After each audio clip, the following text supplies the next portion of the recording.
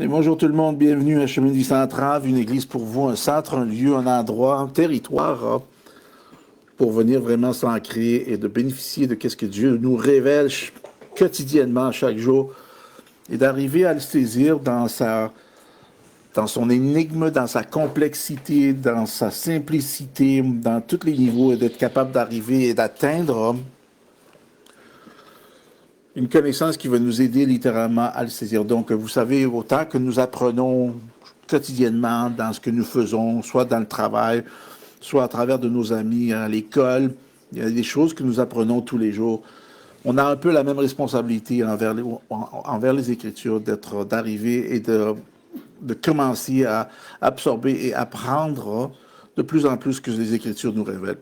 Maintenant, en ayant dit ceci, ça semble d'être banal, puis on dirait qu'on est dans cet élan-là, mais vous serez surpris à quel point que des fois, on a une tendance à prendre la parole de Dieu à la légère, et donc on la prend selon sa lecture, qu'il n'y a rien de mal à ça, mais ne pas arrêter là et de continuer à fouiller. C'est là où, la majorité, où on va perdre une bonne partie de la majorité des chrétiens, où ils ne feront pas le suivi ou de s'approfondir dans certains éléments.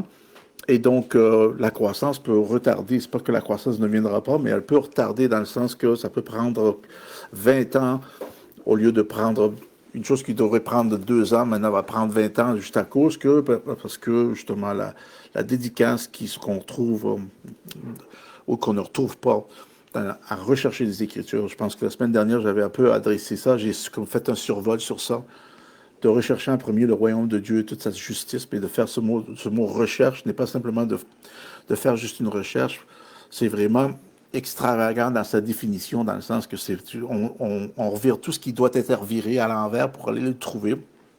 J'avais fait référence de comme perdre votre portefeuille ou votre cellulaire. Quand vous perdez votre cellulaire, vous imaginez, vous arrêtez tout ou haltez tout, puis vous allez tout faire pour essayer de retrouver le cellulaire. C'est un peu dans le même élan que nous devons avoir cette approche. Puis c'est pas quelque chose qui est demandant, c'est une chose qui vient par nature, qui devrait venir naturellement dans notre vie, puisqu'on est dans l'élan de comprendre que ma nature humaine, hein, par elle-même, ne peut pas continuer à avancer dans les choses spirituelles, puisque c'est déjà un énigme, c'est déjà compliqué. La partie naturelle, ma partie naturelle, comme le livre de Corinthiens nous mentionne, ne peut pas comprendre la partie spirituelle. Donc, ça ne peut pas provenir de mon humanité, d'avoir cette révélation-là, de m'avancer et de continuer à étudier et à approfondir et aller faire cette fouillade ou de chercher le royaume de Dieu. Ma partie humaine ne comprend pas cette partie-là parce que ça se trouve dans le domaine spirituel. Donc, ça doit provenir de votre homme intérieur, de cette nouvelle naissance. C'est pour ça qu'un chrétien né de nouveau a les outils, est outillé pour littéralement parvenir à faire ces recherches-là et d'obtenir une certaine connaissance. Et c'est très important, le mot connaissance. Il y a plusieurs concepts. J'ai fait une longue étude sur 2 mots, compréhension et connaissance, puis j'avais en particulier fait deux recherches en particulier du mot connaissance et connaître, donc epignosis et epiginosko. Ça, c'est 2 mots que nous retrouvons dans le Nouveau Testament qui se distinguent un peu d'une connaissance que nous avons obtenue concernant l'éducation formelle que nous avons obtenue dans notre vie séculière, dans notre humanité. Il n'y a rien de mal à ça.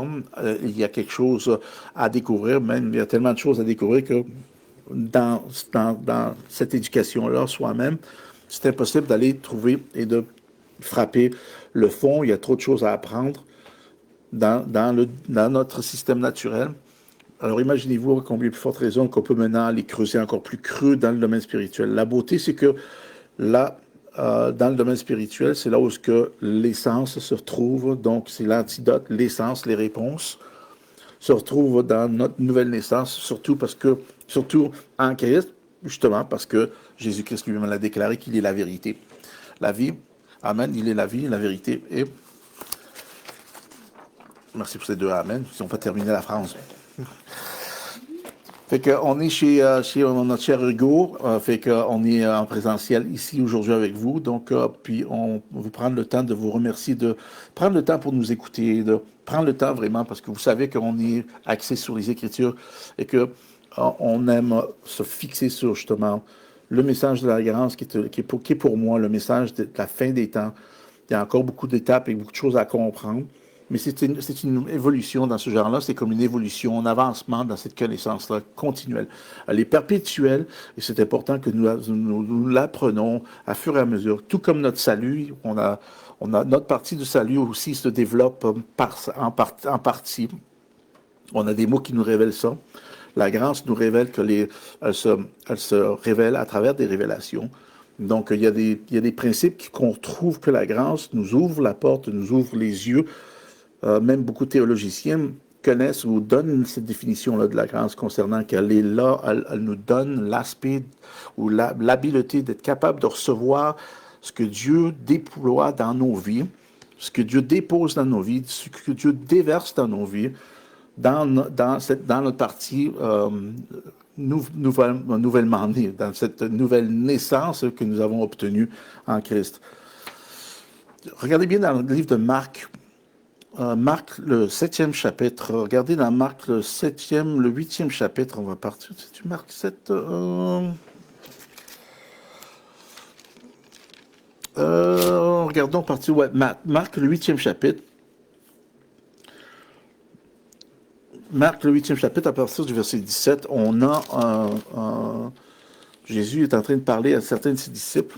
Il est en train de se démarquer.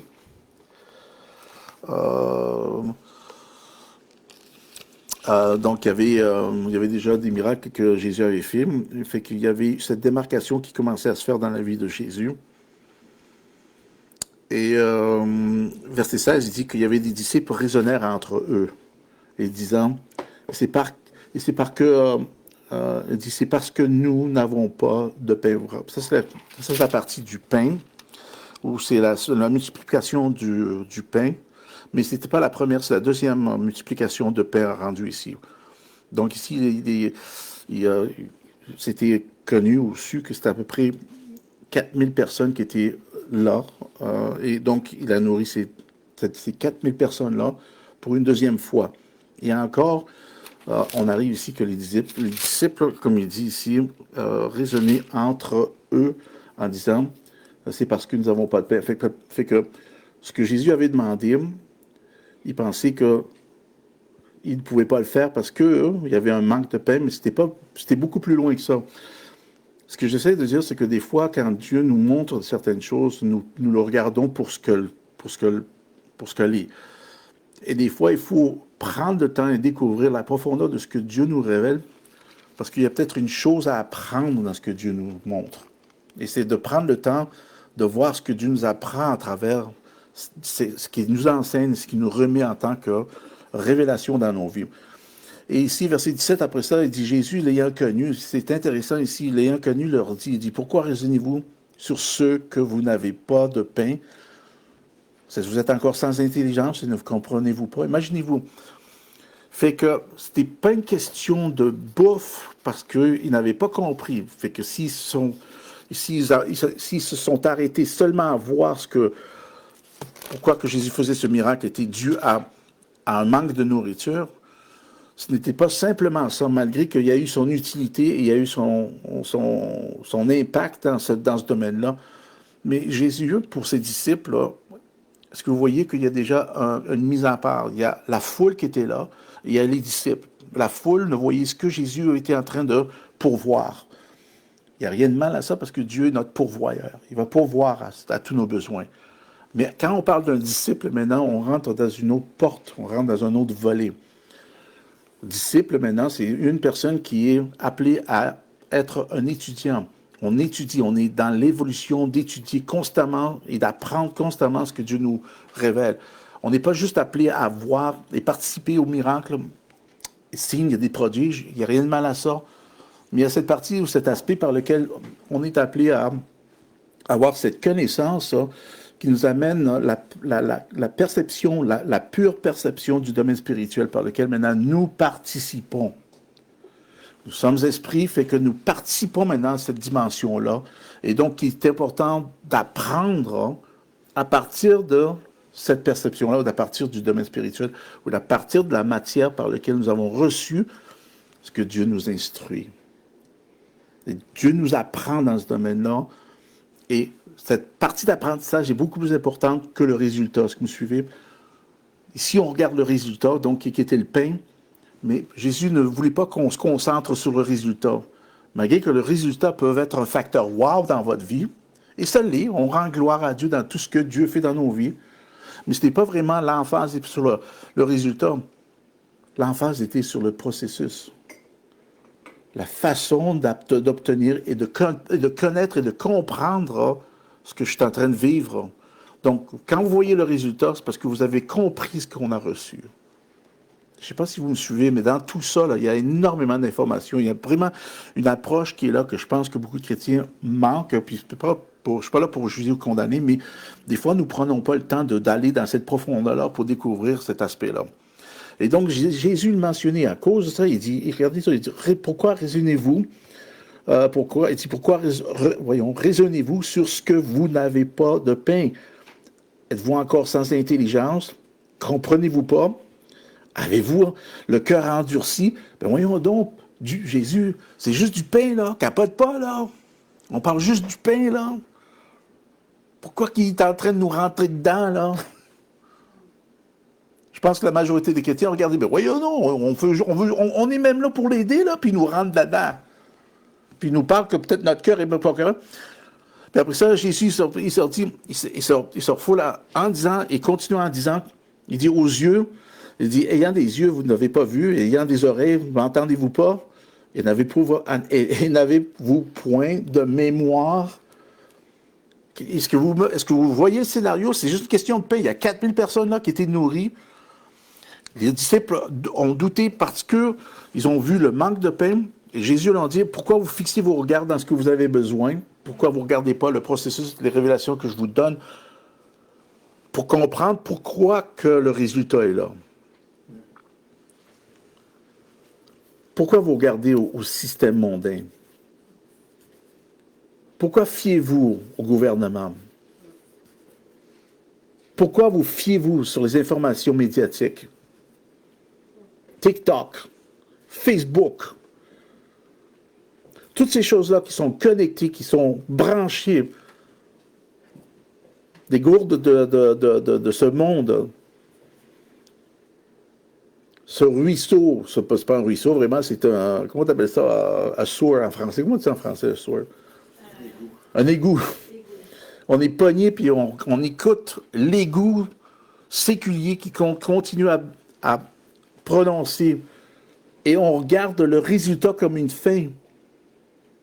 Et les chrétiens sont plongés, sont dans cet égout-là, et écoutent et entendent ce que le monde dit au lieu d'entendre ce que l'Esprit de Dieu dit. Et là, maintenant, quand on entend une parole de Dieu, ce qui arrive, c'est que maintenant, là, tout le monde, les chrétiens, vont dire oui, amen. Mais durant le parcours, entre les périodes, entre les moments par lesquels peut-être vous êtes dans une église, où vous êtes seul, vous êtes au travail, est-ce que vous écoutez les échos? Est-ce que vous êtes dans l'égout de ce système mondain? Je sais que des fois, moi, je participe un peu trop dans ça, moi aussi. J'écoute mon oreille, je regarde, j'écoute, j'entends trop des fois, trop de choses que je ne devrais pas entendre. Ça ne m'aide pas, mais des fois, on ne peut pas l'éviter parce que c'est tout autour de nous. Mais il faut que vous fixiez, frères et sœurs, vos regards sur ce que vous avez déjà obtenu de Christ. Et de là, d'obtenir la révélation de ce que vous avez obtenu. Obtenir cette connaissance de ce que vous avez obtenu, frères et sœurs. C'est pas le temps maintenant de regarder les goûts du monde et de dire « Wow », parce qu'elle va être toujours là, puis elle va s'intensifier. Le problème, c'est que est-ce que vous allez être capable de vous sortir de cet égout? Est-ce que vous êtes capable de vous débrancher de votre cellulaire? Est-ce que vous êtes capable de vous débrancher de ce système mondain qui est là? Est-ce que vous êtes capable? On est dans une période de temps où les choses ne s'amélioreront pas, frères et sœurs. Je ne sais pas si vous le savez, là. Je ne veux pas rentrer dans les grands débats politiques, là. Mais il n'y a rien de bon qui se passe là, présentement, politiquement parlant. Il n'y a rien de bon qui se passe maintenant pour la province ou pour notre pays. Je ne rentrerai pas encore dans les débats. Fait que vous ne pouvez pas vous fier à ce que les politiciens et politiciennes viennent avec des réponses. Ils n'ont pas de réponse. Et les réponses qui vont venir vont être là pour vous caler encore plus. Il va vous falloir fier sur ce que vous avez connu et compris des Écritures. Maintenant, on n'a plus grand temps. On a déjà peut-être perdu beaucoup d'élan en voulant dire que beaucoup de chrétiens ne sont pas axés sur les études. Donc, ça va être dur pour beaucoup de chrétiens pour avancer en avant et de prendre contrôle du guidon, je peux dire ce terme-là, du volant, dans le sens d'essayer de changer le climat spirituel du pays. Mais il va falloir vivre en conséquence, il va falloir être dévoué, il va falloir être des disciples. Des disciples, c'est quelqu'un qui est continuellement dans l'apprentissage. Il n'arrête pas d'apprendre. Si vous arrêtez d'apprendre, comme j'ai dit, votre vie parce qu'on est appelé à vivre une vie surnaturelle. Puis là, je l'ai mentionné, vivre notre vie à partir du surnaturel. On est appelé à vivre notre vie à partir du surnaturel. Si ce n'est pas surnaturel, c'est superficiel. Et donc, superficiel, c'est sûr, c'est pas dans la profondeur de Dieu, c'est juste à la surface que nous regardons. Et on n'est plus appelé à regarder la surface de ce que Dieu dit. Ce n'est plus là. La majorité des chrétiens encore se fixent là. On est juste à regarder la surface de ce que Dieu fait.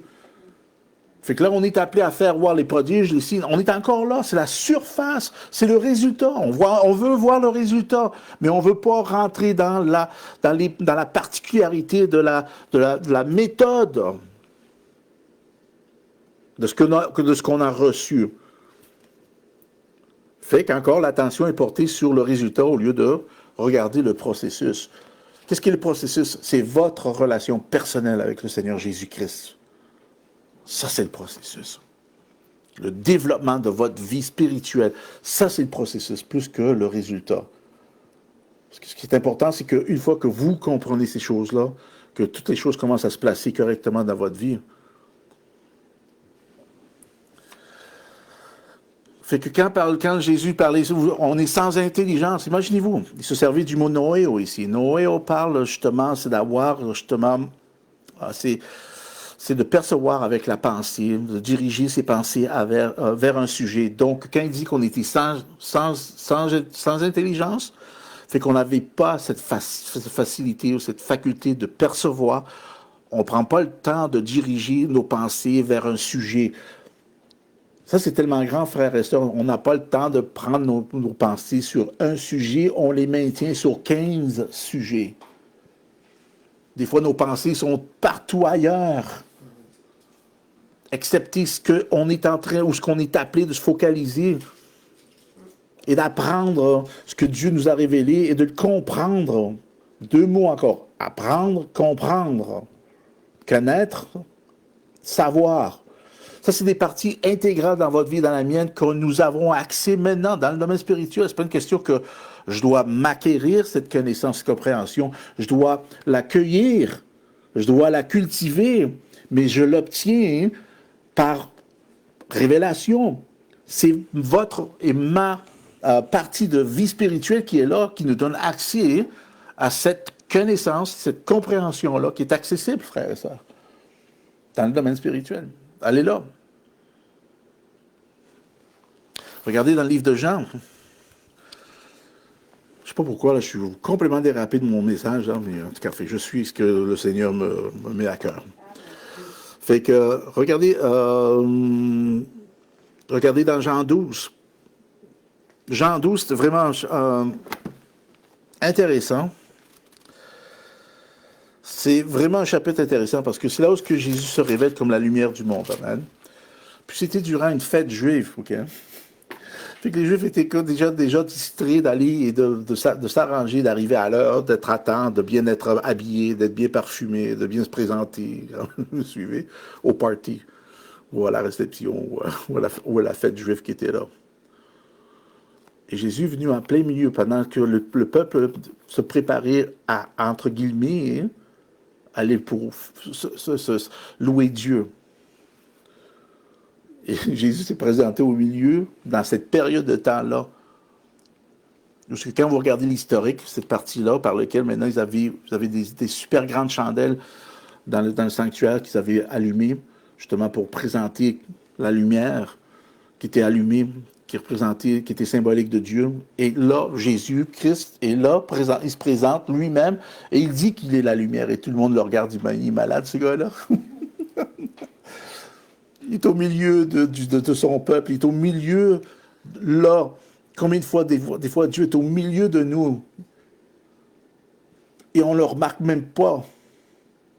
On est tellement porté attention à me rendre à l'heure, puis il n'y a rien de mal à ça, d'être bien présentable, il n'y a rien de mal à ça, d'avoir mes choses en ordre, il n'y a rien de mal à ça, d'arriver à temps au temple, il n'y a rien de mal à ça, mais des fois on est tellement focalisé sur ça qu'on oublie pourquoi qu'on y va, ou pour qui qu'on y va.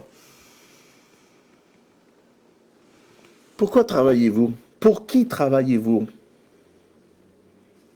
Une bonne question, hein? Je la pose régulièrement, c'est une chose qui est venue croiser ma pensée.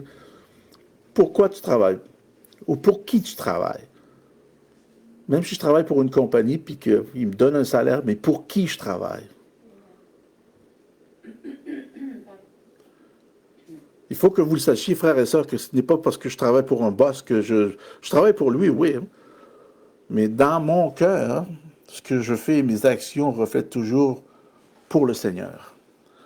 Il faut que je me rappelle de ces choses-là, parce que dans le monde, il est très facile d'oublier cette partie-là. Fait qu'il vient, puis après ça, il se présente.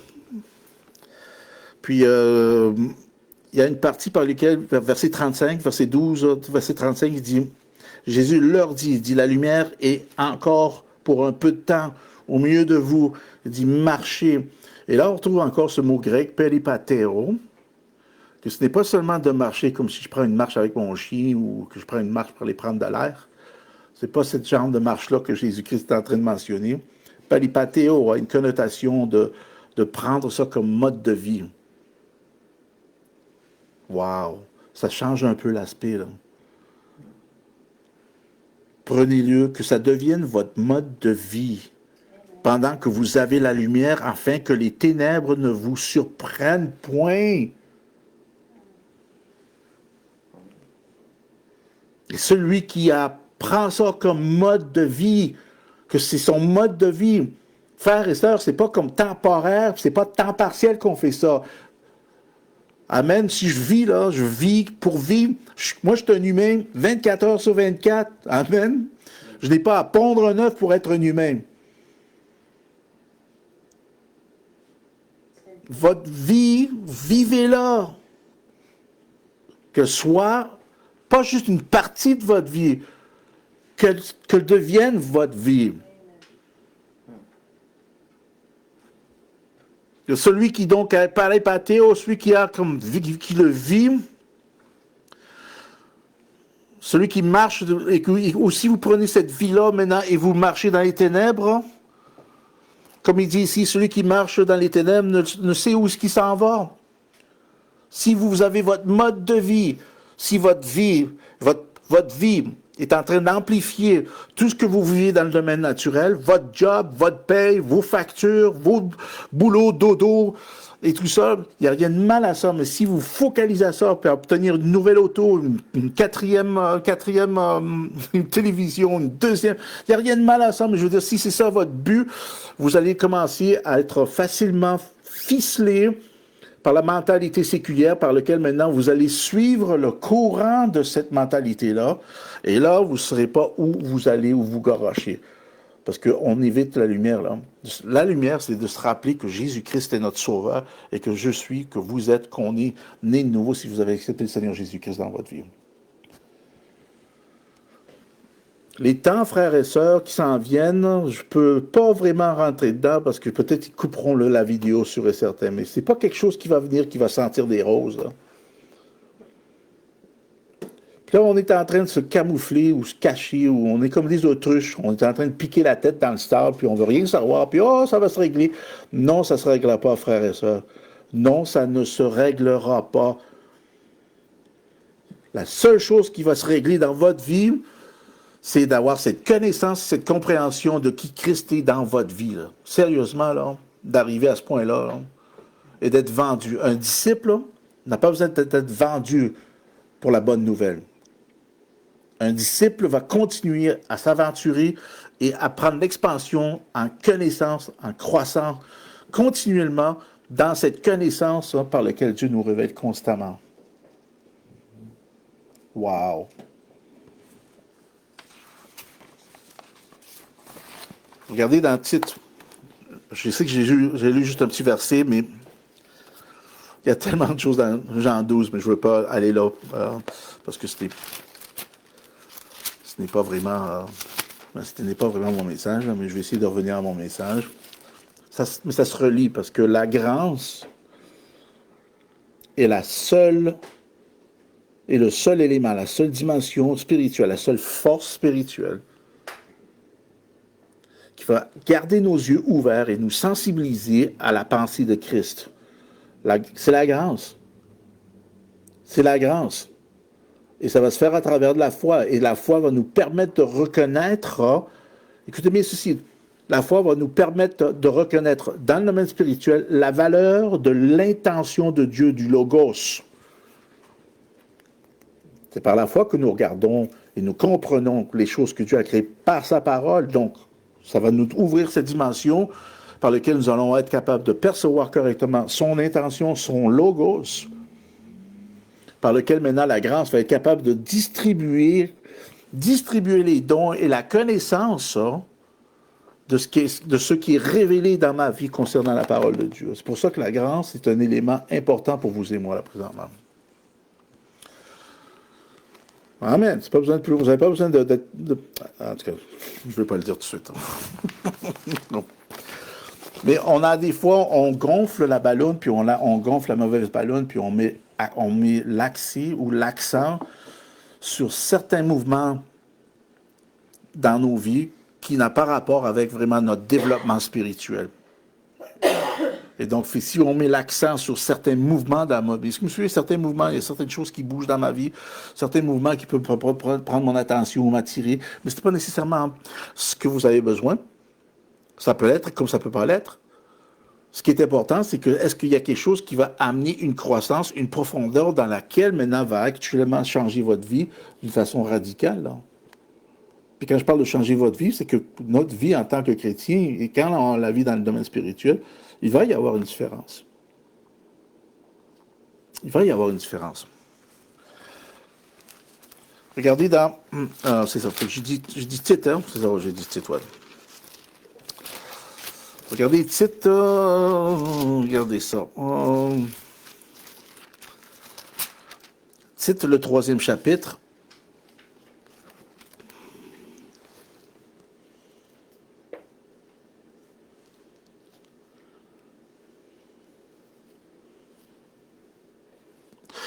La première partie, titre 3, commençons à partir du verset 4, parce que je veux dire, à partir du verset 3, il nous rappelle d'où ce qu'on est sorti. C'est bon, c'est un bon rappel.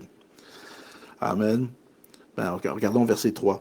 Car nous aussi, nous étions autrefois insensés, désobéissants, égards, asservis à toute espèce de convoitise et de volupté, vivant dans la méchanceté, vivant dans la méchanceté, vivant dans la méchanceté.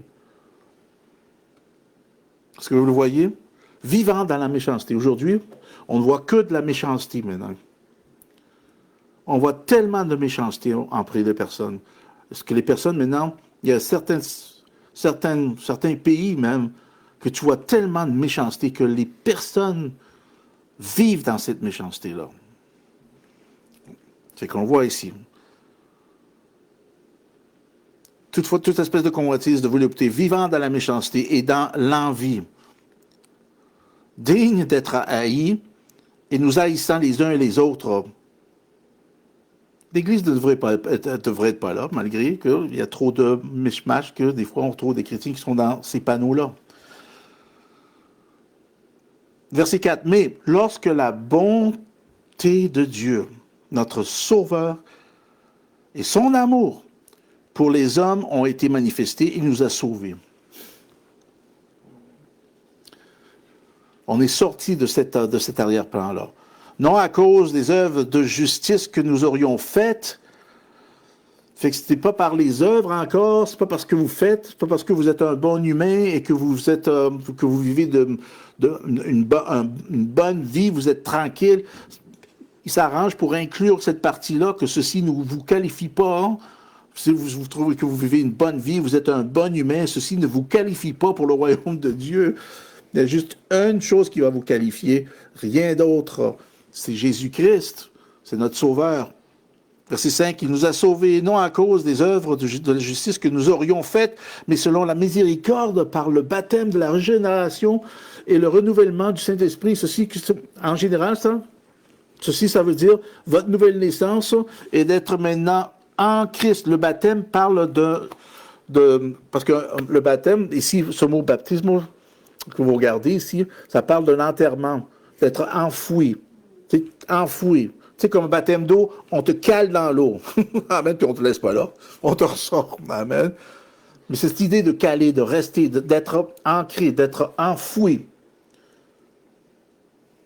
Quand il parle ici, et par le renouvellement et par la régénération et le renouvellement du Saint-Esprit, c'est d'être enfoui, d'être dans la partie, dans le Saint-Esprit.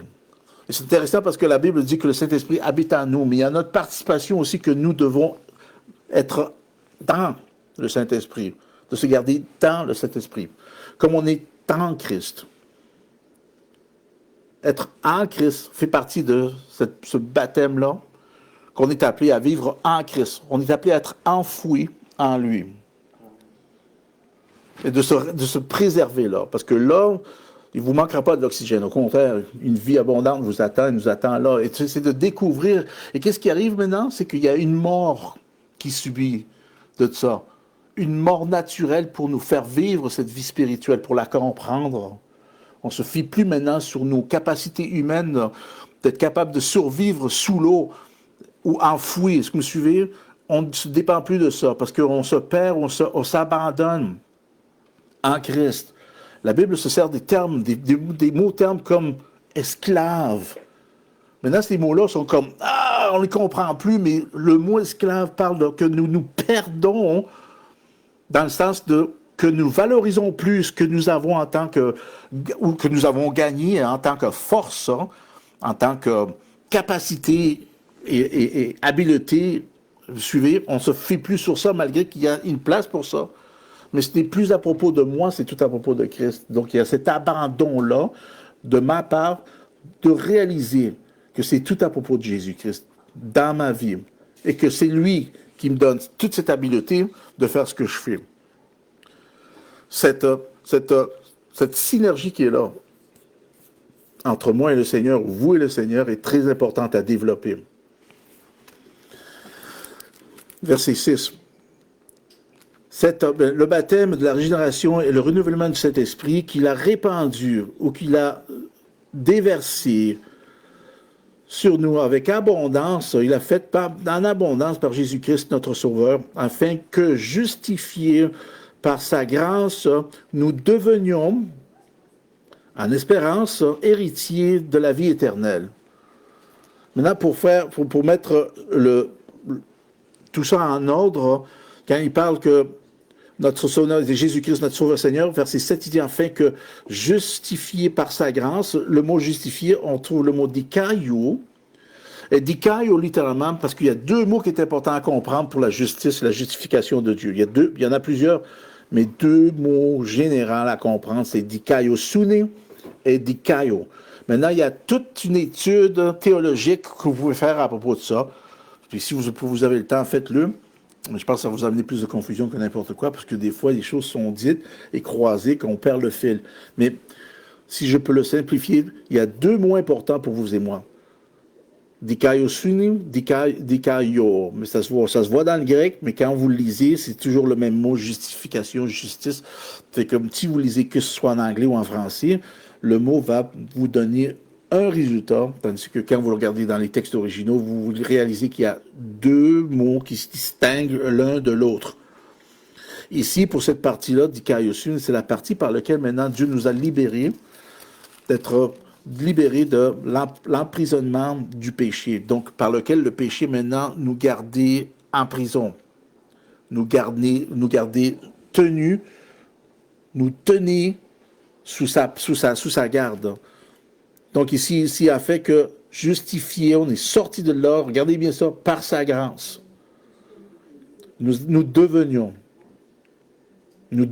en espérance, puis on parle de cette espérance-là maintenant qui est allongée littéralement, cette participation par laquelle nous réalisons le plus que nous attendons, le plus que nous gardons dans l'attente, le plus que nous gardons dans une ferme anticipation, parce que c'est ça que le mot espoir veut dire dans la Bible. C'est une ferme anticipation. C'est une ferme anticipation des choses qui vont se passer. Donc, quand vous restez là, la Bible dit qu'on est automatiquement dans l'allée de voir et d'être héritier de la vie éternelle. Wow!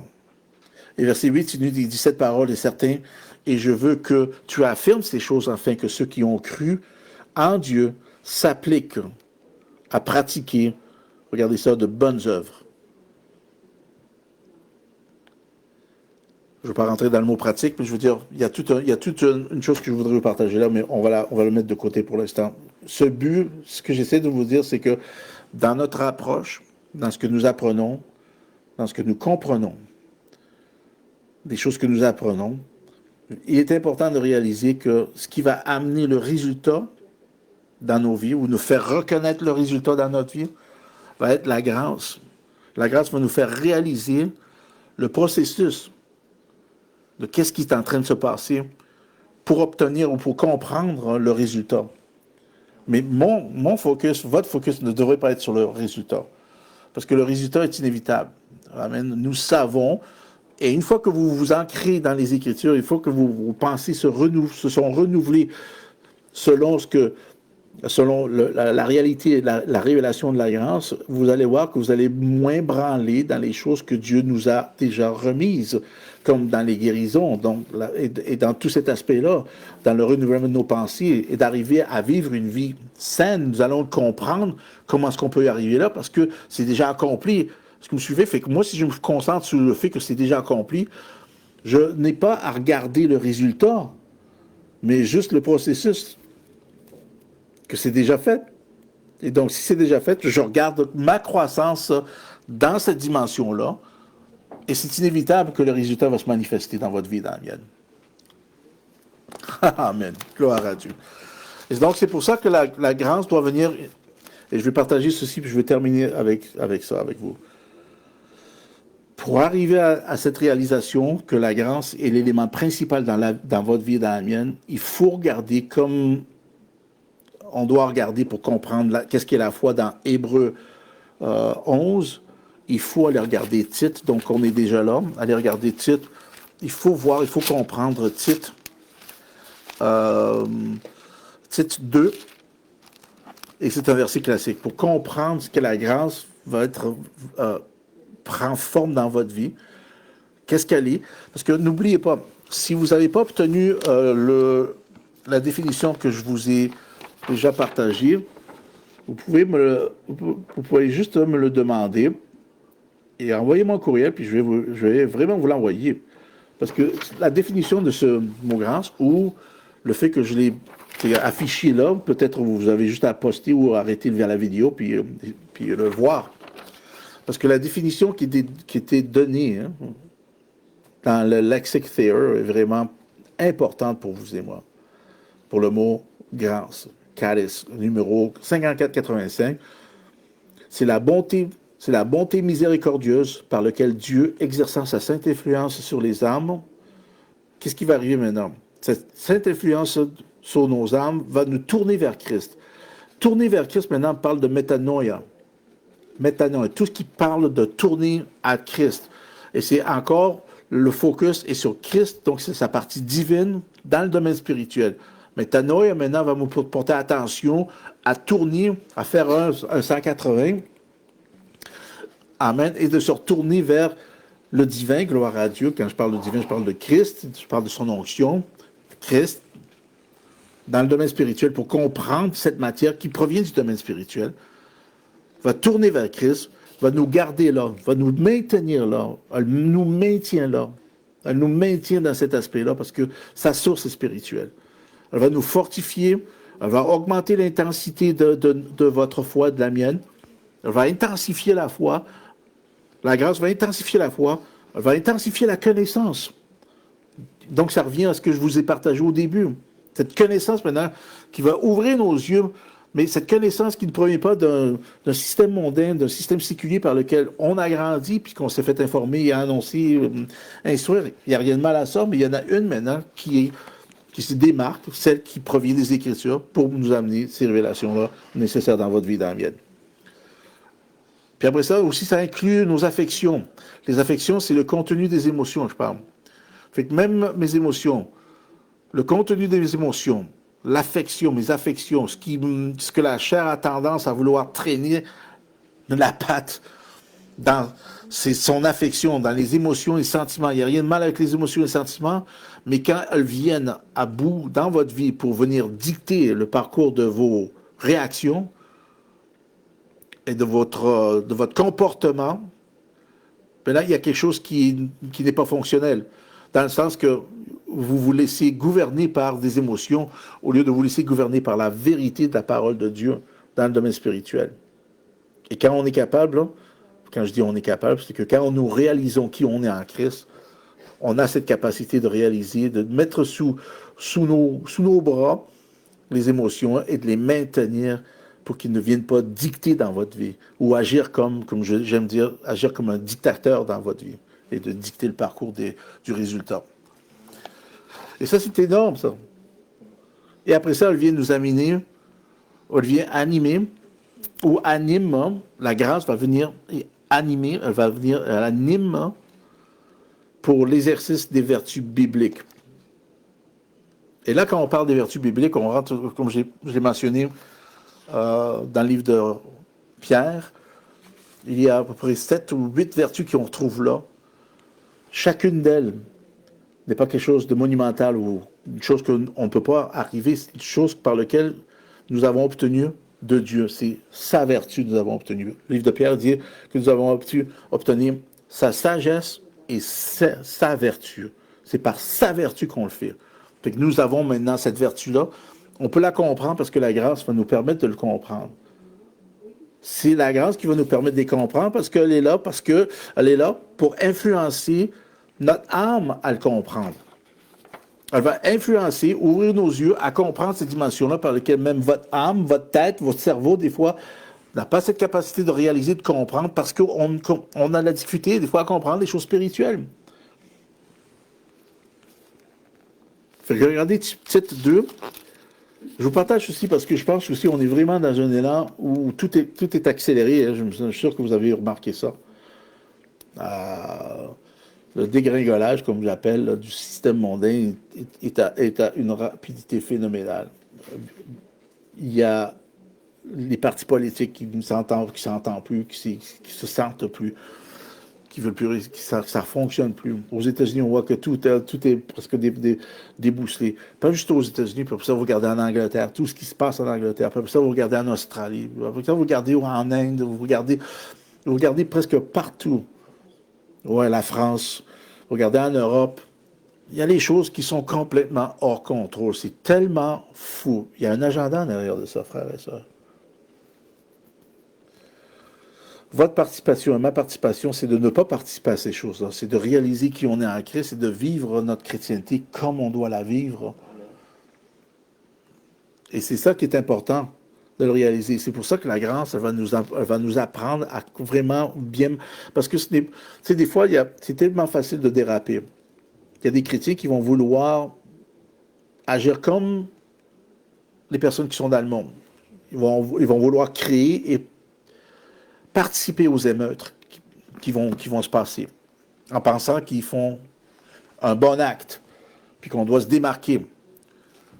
C'est pas nécessairement la bonne méthode, et puis c'est pas non plus à se cacher en arrière des prières, parce que beaucoup de chrétiens vont dire « prions », puis ils vont prier pour une chose, hein. Puis il n'y a rien de mal à prier, mais vous ne pouvez pas prier et attendre que certaines choses que vous devez prendre part, vous devez faire,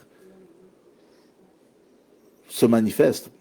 si Dieu nous appelle à marcher dans ces voies-là. Et Dieu nous appelle littéralement à être une épître vivante, prête à être lue. L'idée ou le problème, c'est que la majorité des chrétiens ne veulent pas être cette épître, être lue, parce qu'on cache trop de choses. Fait que comment tu veux être une lettre lue, prête à être lue? Mais il va falloir que vous faisiez par la grâce. Et quand vous réalisez que ce que la grâce va vous amener, elle va remettre beaucoup de choses en ordre dans votre vie, dans la mienne. Donc, titre à partir du verset titre 2, à partir du verset 11 et 12, c'est un verset classique. Pour moi, c'est un verset classique. Il dit, car la grâce de Dieu, source du salut pour tous les hommes, a été manifestée. Elle nous enseigne à renoncer à l'impiété, aux convoitises mondaines et à vivre dans ce siècle présent, le siècle présent. Chaque fois qu'on lit aujourd'hui, je lis pour mon siècle présent. Amen. Je le vis à vivre dans le siècle présent selon la sagesse, la justice et la piété. Et pas le désastre, la rébellion, puis les meurtres. Amen. On est appelé. Aussi, où est-ce que tout a changé maintenant? Verset 11 dit, car la grâce de Dieu, source du salut pour tous les hommes, a été manifestée. Là, on le sait, l'évangile de Jean 1, verset 17 nous dit que Christ était la sagesse et la vérité. Était la grâce et la vérité. Et verset 12 nous révèle la profondeur ou le rôle, le mécanisme, le fonctionnement de qu'est-ce qui est la grâce dans votre vie, dans la mienne. Quand il dit « elle », là, il continue à parler de la grâce. Il dit cette grâce-là qui était la source du salut pour tous les hommes. Elle, quoi? La grâce, elle nous enseigne à renoncer à l'impiété. Et à un moment donné, quand j'ai lu ce verset-là, j'ai arrêté puis je dis un instant, elle nous enseigne à renoncer. Et pour moi, ça a ouvert toute une porte maintenant de réaliser quelle la valeur de la grâce. La grâce fait deux choses. Un, elle nous enseigne. Et ça, c'est quelque chose de remarquable. Elle nous enseigne. Donc, où est l'importance de comprendre et d'avoir cette connaissance de la grâce. Pourquoi? Parce qu'elle nous enseigne. Elle ne va pas vous enseigner ce que vous savez déjà ou ce qu'on a appris de ce siècle présent. Elle ne se compare pas, malgré que vous pouvez l'associer à des choses que nous vivons dans ce domaine séculier, mais elle ne provient pas de de cette source séculière que nous sommes coutumes de voir, d'apprendre, de vivre, parce que c'est la seule chose que nous connaissons. Fait que c'est normal de voir, de comprendre et de voir une connaissance, et d'avoir cette compréhension et de se rattacher encore à la source séculière qu'elle provient. Parce qu'on est dedans là toujours. Mais la grâce, elle ne s'attache pas là. Elle s'attache en Dieu, en Christ. C'est Jésus la grâce. Elle s'attache automatiquement juste à lui. Il nous enseigne ses voies, sa mentalité, est-ce que vous me suivez? Sa perception, la partie spirituelle. Il nous a tout présenté. Jésus-Christ nous a tout présenté pour qu'on puisse le vivre. Cette grâce, elle nous enseigne. Maintenant, j'aime le mot, parce qu'elle dit, elle nous enseigne.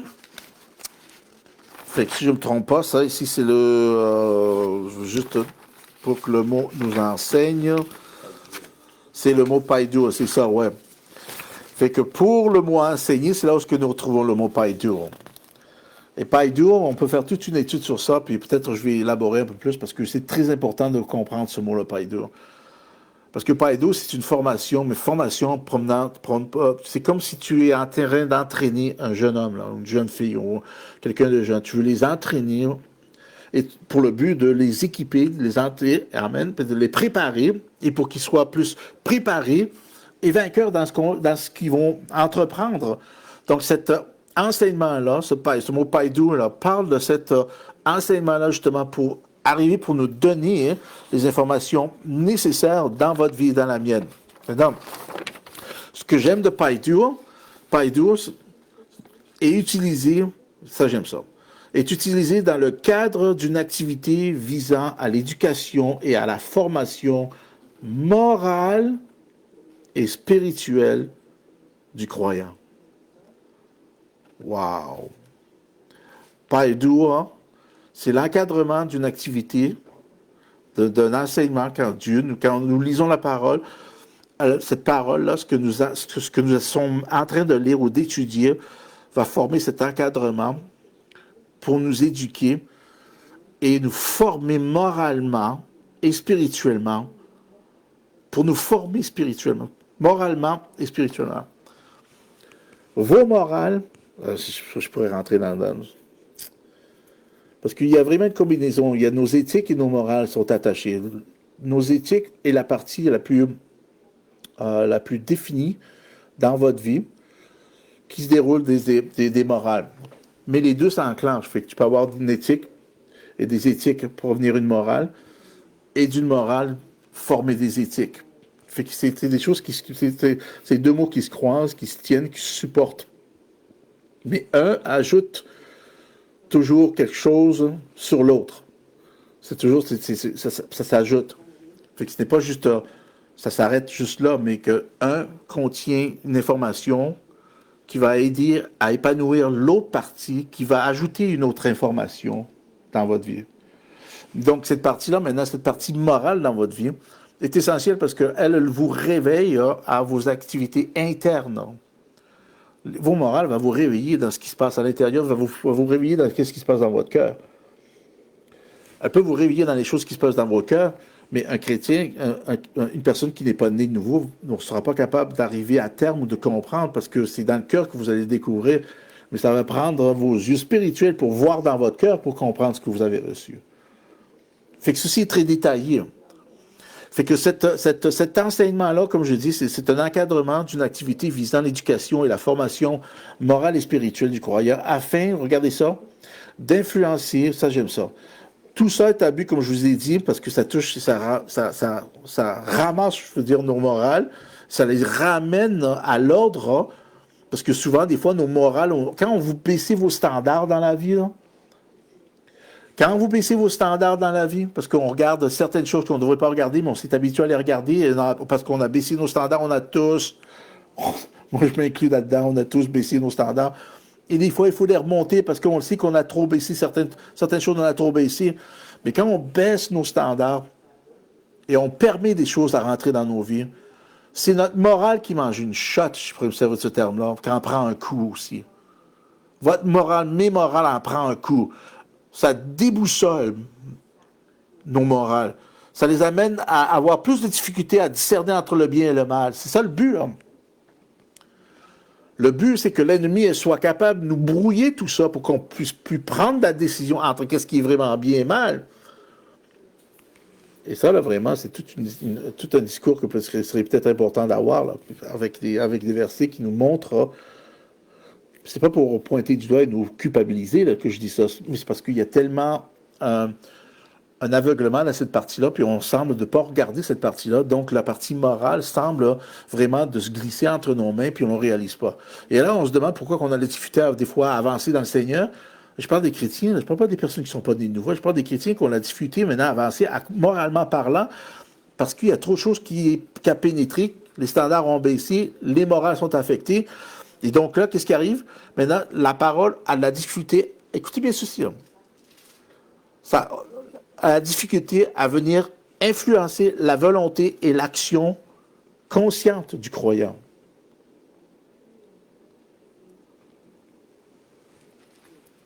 Et quand on arrive, c'est pas parce que Dieu ne veut pas, c'est parce que notre cœur s'endurcit dans tout ça, frères et sœurs. Ça n'a rien à voir avec Dieu.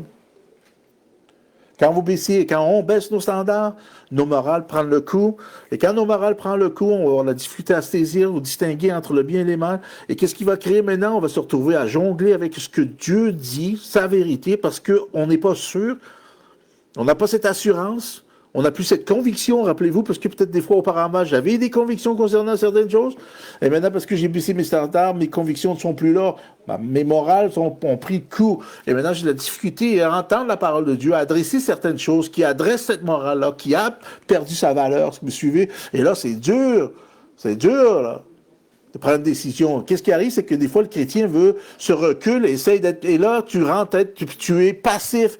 Et c'est la plus pire chose à être, c'est être passif dans cet endroit-là. Parce que c'est là où le diable, maintenant, t'attend Et là, il va te convaincre de cette passivité-là qui est efficace, et c'est la manière que tu devrais traiter cette issue-là. Et là, tu vas prendre ton recul en pensant que tu es passif et tu fais la bonne chose quand tu ne fais pas vraiment la bonne chose. Wow! Pour ceux qui ont des oreilles pour entendre, j'espère que vous avez entendu ce que l'Esprit de Dieu dit.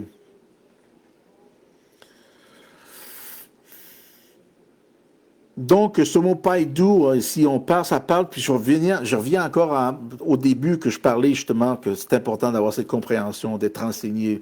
Jésus a dit, même pour une question de pain, les disciples ont focalisé à la mauvais endroit. Puis le Seigneur a dit, est-ce que vous êtes sans intelligence? Donc, ce mot païdou, que la grâce nous enseigne, écoutez bien ceci. Là, ça parle d'être enseigné. La grâce parle de nous enseigner, d'être instruit, pas de n'importe quelle façon, mais seulement dans ce qui est indispensable, essentiel, nécessaire, et qu'on ne peut pas s'en passer. Elle va nous instruire seulement dans ce qui est indispensable, essentiel, nécessaire, et qu'on ne peut pas s'en passer. Fait que maintenant, quand nous la regardons de cette façon-ci, c'est énorme l'ampleur que la grâce va prendre dans votre vie. Elle, la grâce, nous enseigne. Elle nous enseigne dans cette dimension-là. Et quand je parle qu'elle nous enseigne, c'est pas peut-être...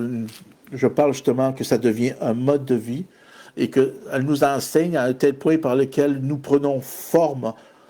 Le renouvellement se passe là-dedans aussi.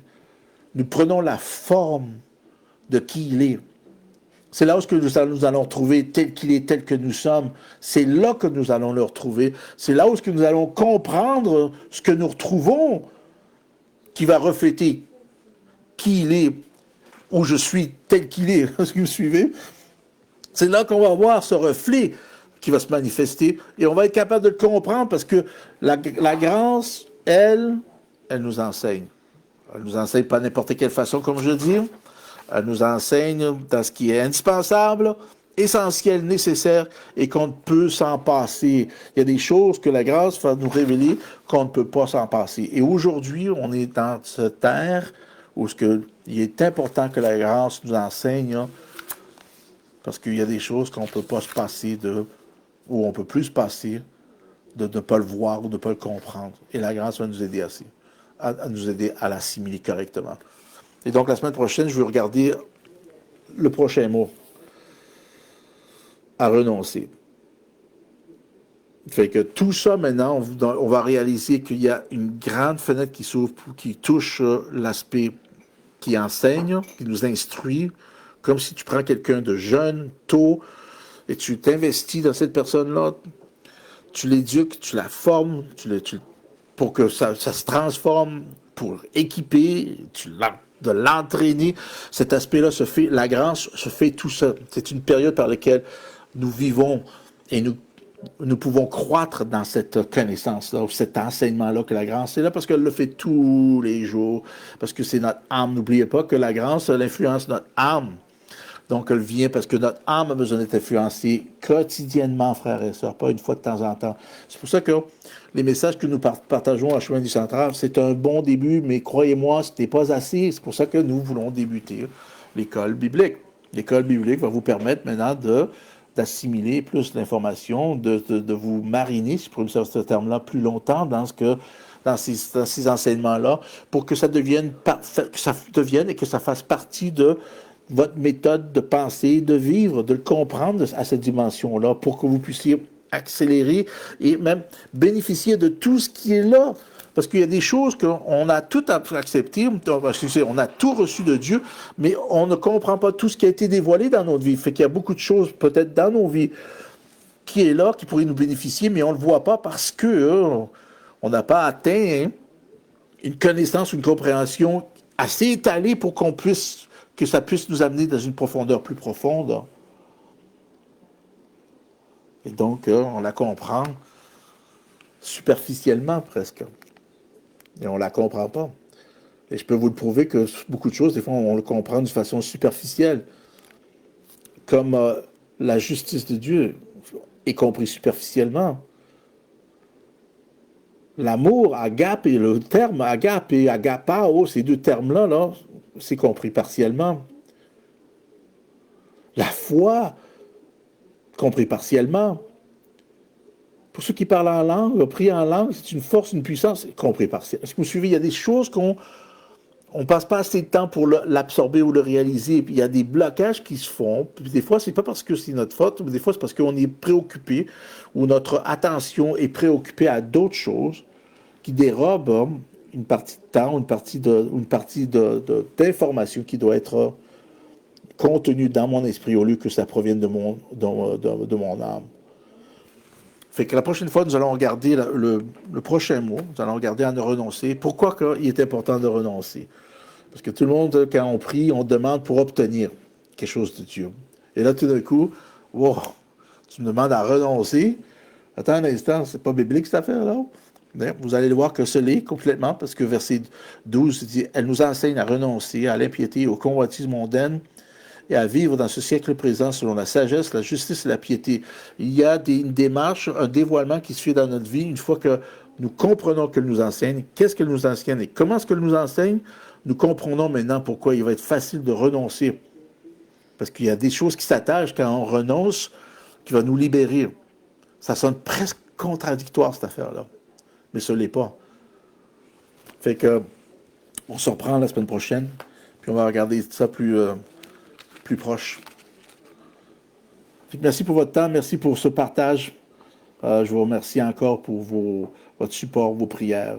Merci pour tout ce que le temps que vous prenez avec nous. On vous apprécie, on vous aime. Merci pour votre support financier. Merci pour dans tous les domaines. On va vous annoncer certaines choses qui sont prêtes à venir. Fait que bonjour à tout le monde et merci.